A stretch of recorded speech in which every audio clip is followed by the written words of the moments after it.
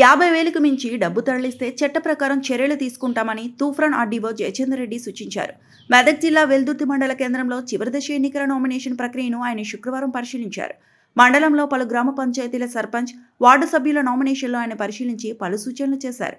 నామినేషన్ల ప్రక్రియ నేటితో ముగుస్తుందని, రేపు నామినేషన్ల పరిశీలన ఫిర్యాదులు స్వీకరిస్తామని పేర్కొన్నారు.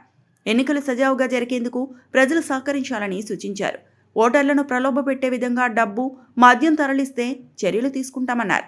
ఎన్నికల నేపథ్యంలో ప్రత్యేక బృందాలు తనిఖీ నిర్వహిస్తున్నాయని, ఎవరైనా 50,000కు మించి తరలిస్తూ పట్టుబడితే చర్యలు తీసుకుంటామని హెచ్చరించారు. ఈ కార్యక్రమంలో తహసీల్దార్ శ్రీనివాస్, ఎంపీడీఓ ఉమాదేవి, ఆర్ఐ నర్సింగ్ యాదవ్ పాల్గొన్నారు.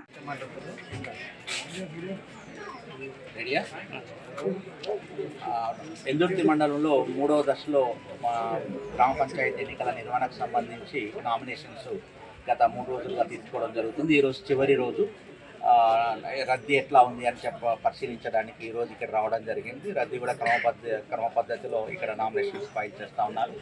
సో ఇక్కడ సిస్టమ్ అంతా కూడా కొంచెం ఒక ఆర్డర్ ప్రకారం ఒక సీరియల్గా ఉండడం వల్ల ప్రజలకి ఇక్కడ పోవాస్ లేదు, అంటే ఇబ్బందికరంగా పరిస్థితులు అలాంటివి ఏమీ లేవు. నిన్న కొంచెం రష్ ఉంది, అది కూడా లాస్ట్ మినిట్లో 4 గంటలకు ఎక్కువ మంది రావడం వల్ల ఒక కౌంటర్లో కొంచెం లేట్గా వరకు కూడా నామినేషన్ల స్వీకరణ జరిగింది. అదర్వైజ్ ఇంకా వేరే ఇష్యూస్ ఏమీ లేవు.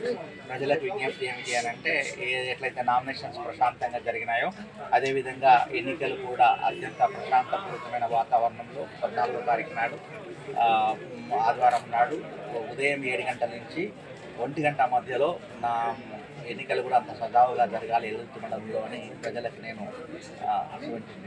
17వ తారీఖు నాడు, ఇది 3వ ఫేజ్ ఉంది కాబట్టి 17వ తారీఖు నాడు అత్యంత ప్రశాంతపూరితమైన వాతావరణంలో ఎన్నికలు జరగాలని కోరుకుంటూ, అదేవిధంగా గమనించాల్సింది ఏమిటి అని అంటే, ఫ్లయింగ్ స్పాట్స్ కూడా తిరుగుతూ ఉన్నాయి. ప్రజలకి తెలియక పాపం వాళ్ళు ఇతర అవసరాల కోసం దీనికోసం డబ్బును క్యారీ చేస్తూ ఉన్నారు.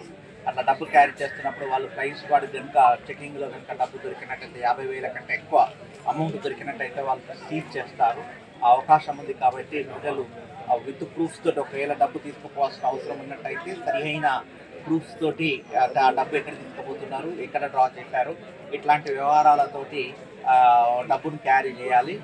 ఎట్టి పరిస్థితుల్లో కూడా ఎన్నికల ఖర్చు కోసం డబ్బును క్యారీ చేయకూడదు. డబ్బులు పంచడం కానీ లేదా కానుకలు పంచడం కానీ లేదా బలవంతంగా విత్డ్రాల్ చేయించడం కానీ నేరాలుగా పరిగణింపబడతాయి. ఇది దయచేసి ఈ ప్రజలందరూ గమనించాలని కోరుతా ఉన్నాను. మరిన్ని అప్డేట్స్ కోసం మా ఛానల్ని సబ్స్క్రైబ్ చేయండి.